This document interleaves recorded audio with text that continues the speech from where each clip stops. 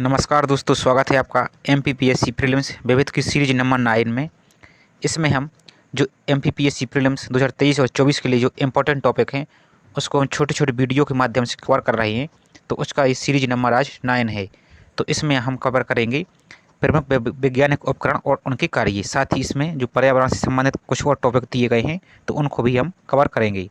तो आप वीडियो को अच्छी तरह से ज़रूर देखिए। तो चलिए स्टार्ट करते हैं। प्रमुख वैज्ञानिक उपकरण और उनके कार्य। तो क्रिस्कोग्राफ पौधों की वृद्धि के मापन में, यानी क्रिस्कोग्राफ से क्या किया जाता है, पौधों की वृद्धि का मापन। नेक्स्ट है क्रोनोमीटर, जलयानों पर सही समय की माप। कार्डियोग्राम, हृदय की गति की जांच के लिए। कैलोरीमीटर, कैलोरीमीटर से ऊष्मा की मात्रा का मापन किया जाता है। नेक्स्ट देखिए विस्कोमीटर, द्रवों की श्यानता मापन में इसका उपयोग किया जाता है, यानी द्रव के प्रवाह को मापने के लिए इसका प्रयोग किया जाता है। नेक्स्ट देखिए गायरोस्कोप, घूमती हुई वस्तु की गति का मापन के लिए। नेक्स्ट है लैक्टोमीटर, दूध की शुद्धता मापन के लिए इसका प्रयोग किया जाता है। और दही में कौन सा अम्ल पाया जाता है यदि पूछा जाए तो लैक्टिक अम्ल। और दूध में कौन सी शर्करा पाई जाती है तो लैक्टेज शुगर या लैक्टेज शर्करा इसमें पाई जाती है। तो इन दोनों में भी आप अंतर स्पष्ट रखिए। नेक्स्ट है फेदोमीटर, फेदोमीटर से समुद्र की गहराई का मापन किया जाता है। नेक्स्ट अल्टीमीटर, अल्टीमीटर से विमानों की ऊंचाई का मापन। नेक्स्ट एनीमीमीटर यानी या एनोमोमीटर, हवा की शक्ति तथा गति के मापन में। नेक्स्ट देखिए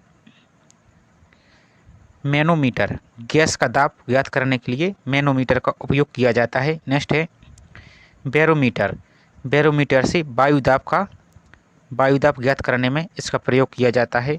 नेक्स्ट है फोटोमीटर, दो प्रकाशमय वस्तुओं को मापने के लिए इसका प्रयोग किया जाता है। नेक्स्ट है पायरोमीटर, ये इम्पोर्टेंट है और बार बार अन्य परीक्षा में पूछा गया है। तो पायरोमीटर दूर स्थित वस्तु का उच्च तापमान मापने में किया जाता है, यानी दूर की वस्तुओं का तापमान है उसके मापन में किया जाता है। नेक्स्ट देखिए हाइड्रोमीटर, द्रवों का आपेक्षिक घनत्व मापने में इसका प्रयोग किया जाता है। नेक्स्ट है हाइग्रोमीटर, ये क्या है हाइड्रोमीटर और ये है हाइग्रोमीटर, वायुमंडल की आर्द्रता मापन में इसका प्रयोग किया जाता है। नेक्स्ट है सिस्मोग्राफ, पृथ्वी सतह पर आने वाले भूकंपों के मापन में इसका प्रयोग किया जाता है। नेक्स्ट है स्पेक्ट्रोमीटर, पदार्थ का अपवर्तनांक ज्ञात करने में गाइगर काउंटर रेडियो एक्टिविटी के मापन में इसका प्रयोग किया जाता है। नेक्स्ट देखिए अब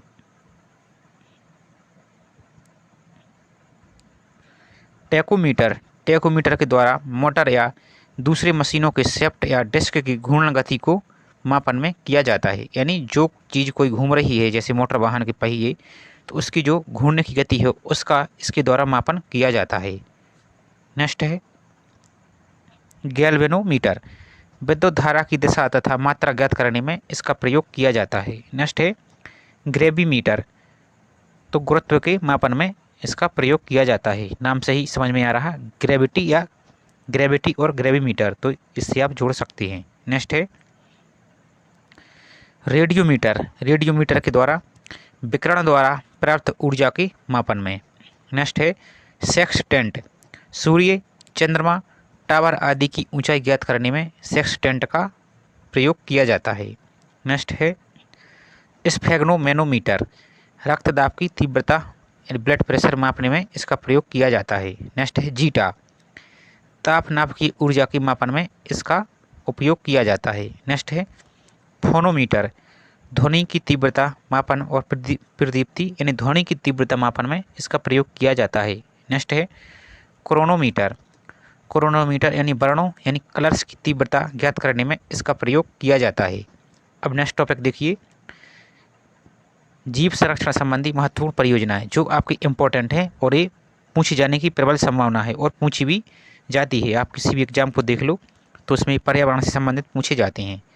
तो इसमें हम देखेंगे, पहला देखेंगे बाघ परियोजना जो 1973 में आई थी। नेक्स्ट है हाथी परियोजना जो 1992 में आई थी। नेक्स्ट है घड़ियाल प्रजनन परियोजना जो 1975 में आई थी। नेक्स्ट है कछुआ परियोजना जो 1975 में आई थी और भीतरकनिका अभ्यारण्य से प्रारंभ हुई थी। नेक्स्ट देखिए गेंडा परियोजना जो 1987 में आई थी और प्रोजेक्ट डॉल्फिन जो 2019 में आया था।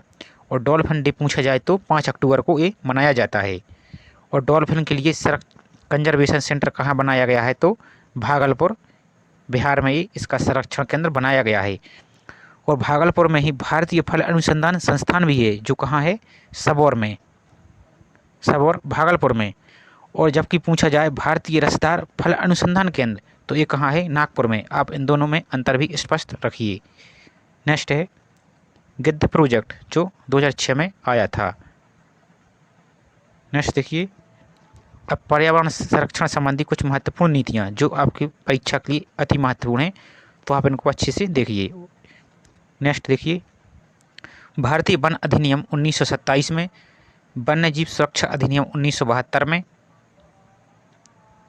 नेक्स्ट परियोजना वन संरक्षण अधिनियम 1980 में जिसमें संशोधन 1988 में हुआ था। नेक्स्ट देखिए पर्यावरण सुरक्षा अधिनियम 1986 में। नेक्स्ट है जैव विविधता अधिनियम 2002 में।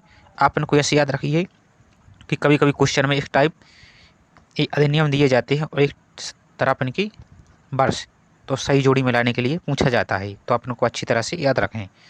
नेक्स्ट देखिए अनुसूचित जनजाति और अन्य परंपरागत वनवासी यानी वन अधिकारों की मान्यता अधिनियम कब आया तो 2006 में। नेक्स्ट है जल प्रदूषण नियंत्रण और निवारण अधिनियम 1974 में। और आप जब एनजीटी पढ़ेंगे तो उसमें भी ये आपको मिलेंगे तो आप यहाँ भी इसको अच्छी तरह से याद करते जाइए।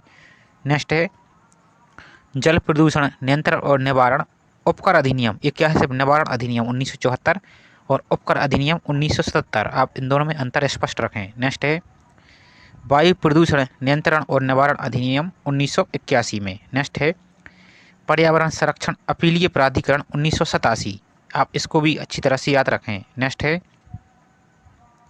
राष्ट्रीय हरित न्यायाधिकरण यानी एनजीटी जो आपके टॉपिक में सिलेबस में भी है तो आप उसको डिटेल्स में पढ़ रहे होंगे।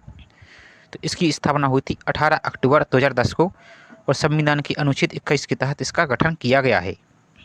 नेक्स्ट देखिए world wide for nature India यानी WWFI इसकी स्थापना हुई थी 1969 में और ये कहाँ गठित हुआ था तो मुंबई में। इसका वर्तमान मुख्यालय कहाँ है तो नई दिल्ली में। नेक्स्ट देखिए राष्ट्रीय बाघ संरक्षण प्राधिकरण जिसे NTCA की कहा जाता है और इसकी स्थापना कब हुई थी दिसंबर 2005 में वन्यजीव संरक्षण अधिनियम 1972 के तहत जो कि आपके प्रोजेक्ट टाइगर के लिए यही मंजूरी प्रदान करता है। नेक्स्ट देखिए पर्यावरण शिक्षा केंद्र तो इसकी स्थापना हुई थी 1989 में और ये कहाँ है तो अहमदाबाद गुजरात में। नेक्स्ट देखिए the Salim Ali centre for ornithology and natural history ये कहाँ है तो कोयम्बटूर में। और सलीम अली राष्ट्रीय उद्यान और सलीम अली राष्ट्रीय अभ्यारण्य ये कहाँ है तो आप चाहें तो कमेंट में बता सकते हैं और इम्पोर्टेंट है आप कन्फ्यूजन हो सकते हैं इसलिए आप इसको अच्छे से देखिए। नेक्स्ट है बॉटनिकल सर्वे ऑफ इंडिया 1980 में कोलकाता में। नेक्स्ट देखिए the wild institute of India इसकी स्थापना हुई थी देहरादून में 1982 में। नेक्स्ट है zoological survey of India Kolkata में और 1916 में इसकी स्थापना हुई थी। नेक्स्ट जलवायु और पर्यावरण अनुसंधान संस्थान तो ये आप बेंगलुरु में स्थित है। तो इस प्रकार ये जो इम्पोर्टेंट टॉपिक थे कवर हुए।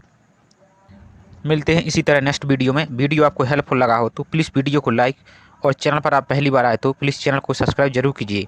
इस वीडियो के जस्ट बाद आपको MPPSC प्रीवियस ईयर पेपर 2013 के वीडियो को अपलोड कर दिया जाएगा तो आप उसको भी आप रिवीजन करते रहिए।